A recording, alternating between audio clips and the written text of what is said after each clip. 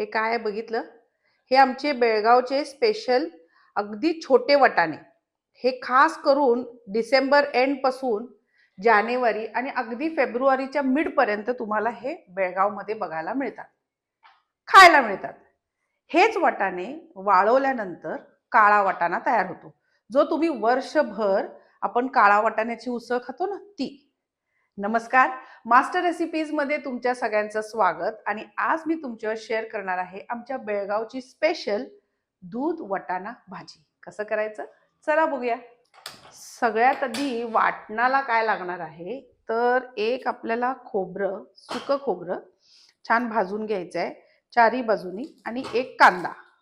तर ह्या दोन गोष्टी भाजतायत तोपर्यंत छान काळं काळं होईपर्यंत भाजून घेऊ आपण. आता इथं हा कांदा आणि खोबरं भाजतंय तोपर्यंत आपण वटाणे आणि बटाटा हे शिजवून घेऊया. त्यासाठी एक इथं छान मी पातेलं घेतलेलं आहे आणि गॅस पहिला ऑन करते. भांड गरम होऊ दे, थोडस त्याच्यात तेल घालूया.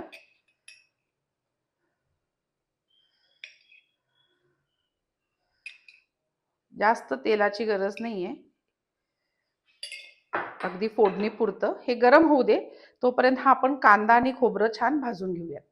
कांदा जो आहे असा छान चारी बाजूने आलटून पालटून, खोबरं सुद्धा व्यवस्थित भाजून घ्यायचं आपण. काळसर होऊ दे, कारण ही वरची साल भाजली जाते, आतमध्ये तो कांदा छान मऊ होतो. आता इथं बघा तेल गरम झालेलं आहे आणि सगळ्यात आधी आपण याच्यात थोडंसं जिरं घालू आणि हा बारीक चिरलेला एक कांदा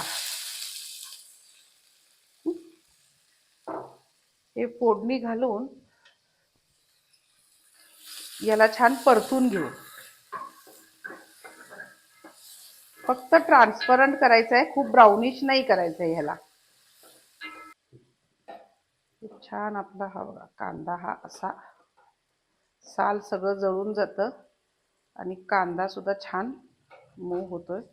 खोबरं आपलं जे आहे ते भाजत आलेलं आहे, त्याला थोडं थोडंसं आलटून पलटून भाजावं लागतं. हे भाजू दे अजून थोडा वेळ. हे बघा हा कांदा जो आहे तो ट्रान्सपरंट झालेला आहे. आता ह्याच्यात आपल्याला एक बटाटा असा बारीक चिरून घ्यायचा आहे आणि तो घालायचा आहे. बटाट्याने काय होईल, ह्याला घट्टपणा येईल. आणि ह्याच्यामध्ये हे अशा शेंगा असतात, मी मुद्दाम तुम्हाला दाखवण्यासाठी ठेवली होती, ती सोलून पण दाखवते. पण पहिला आपण हे मटार ह्याच्यात घालू.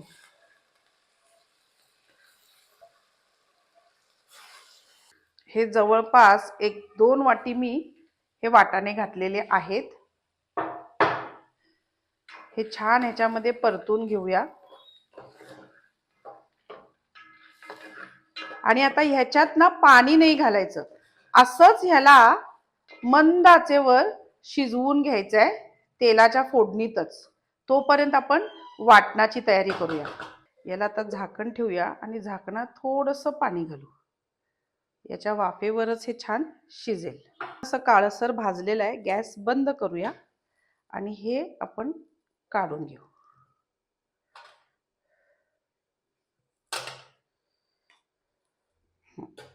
आता इथं मी कढई गरम करायला ठेवलेली आहे आणि ह्याच्यामध्ये आपल्याला कोरडाच असा मसाला भाजून घ्यायचा आहे. इथं बघा मी अर्धा चमचे जिरं घेतलंय, 1 चमचा धणे घेतले, एक 7-8 मिऱ्या घेतलेत आणि फक्त नावाला 2 लवंग घेतलेले आहेत. लवंग जास्त घेऊ नका, नाहीतर खूप जास्त उग्र होतं. आणि हे सगळं कोरडंच आपल्याला छान भाजून घ्यायचंय. याला ना खूप जास्त मसाला नाही घालायचा, अगदी कमी मसाल्यामध्ये, म्हणजे ह्याला ना वाटाण्याची, त्या कांद्याची आणि दुधाची चव जास्त चांगली आली पाहिजे. हे अगदी नावाला. तर हे छान असं पुटपुटायला लागलं की गॅस बंद करू. हे जरासं थंड होऊ दे. आता हे जे वळं आहे आपण भाजलेलं, हे मिक्सरमध्ये घालून घेऊया कट करून. हे असं सगळं छान कट करून ह्याच्यातच घालू. नंतर हा कांदा जो आहे वरचा भाग जरासा सोलून घेऊया.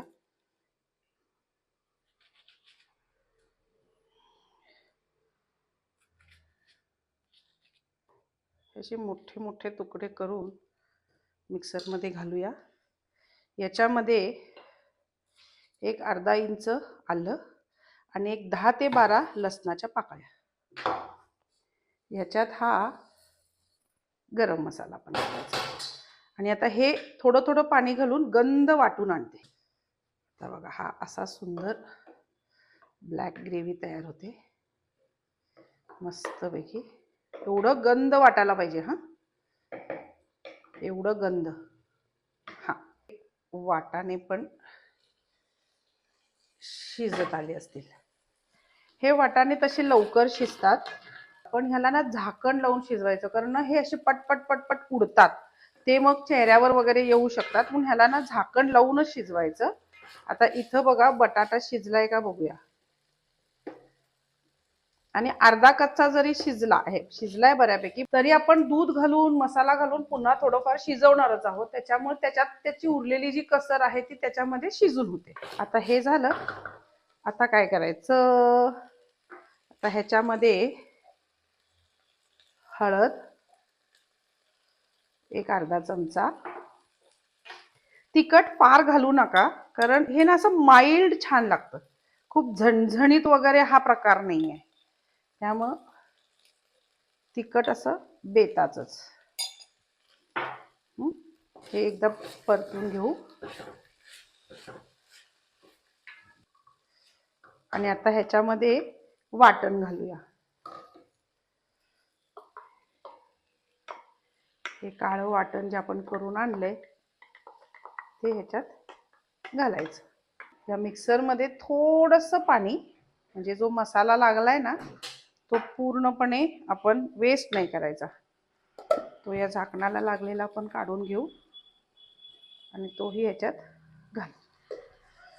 आणि हे आता एकदा छान मिक्स करून घेऊया.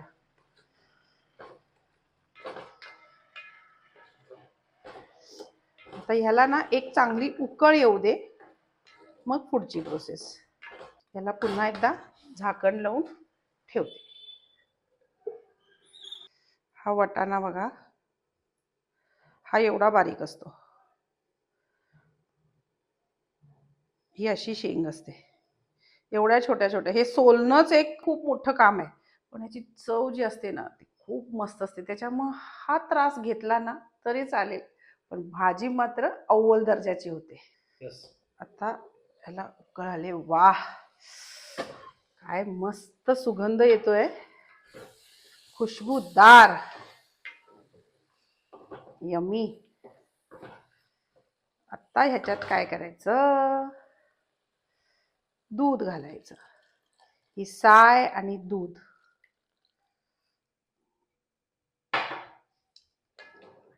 याला एक उकळ येऊ दे. दूध उकळलेलं घाला हा. मस्त कलर सुद्धा काय मस्त आलाय. आता मोठा गॅस किंवा बारीक गॅस जसा तुम्हाला मॅनेज करायचा तसा, पण एक उकळ आली की नाही की मग गॅस बंद करायचा. या दुधामध्ये हे वाटाणे आणि हा मसाला शिजला पाहिजे. गॅस मीडियम हाय फ्लेम तुम्ही मॅनेज करायचं. भांडं जर पातळ बुडाचं असेल तर अगदी लो मीडियम वरच ठेवा, कारण दूध लगेच करपतं म्हणून. नाही तर मोठ्या फ्लेमवर ठेवलं तरी चालेल. आता हे बघा अशी छान उकळी आलेली आहे. मस्तपैकी ही भाजी अशी दाटसर व्हायला पाहिजे, खूप पातळ होता कामा नाही. आणि आता याला भरपूर कोथिंबीरचा एक स्पेशल सुगंध या भाजीला येतो. आता उकळल्यानंतर गॅस करूया बंद. गॅस बंद केला की आता मीठ घालायचं.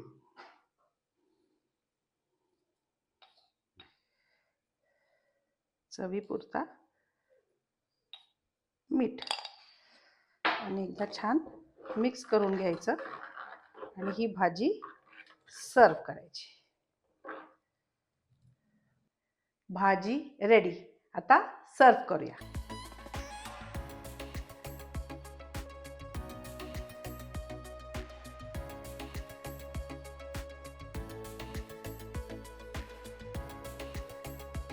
यम्मी अशी ही बेळगावची दूध वाटाण्याची भाजी रेडी आहे. खूप छान होते. मस्ट ट्राय रेसिपी आहे. समजा तुमच्याकडं हे असे वाटाणे मिळत नसतील, तर तुम्ही मटार घ्या आणि मटारपासून ही भाजी बनवा. अगदीच नाही म्हटलं तर काळे वाटाणे मिळतात ना, ते घ्यायचे, ते भिजवायचे, कुकरमध्ये त्याच्या 7-8 शिट्ट्या काढायच्या आणि मग ह्याच पद्धतीनं ती भाजी बनवायची. पण ही भाजी मस्ट ट्राय रेसिपी आहे. नक्की करून बघा. आवडणार याची मला गॅरंटी. आवडलं तर लाईक करा, कमेंट्स करा, शेअर करा आणि सबस्क्राईब करायला अजिबात विसरू नका.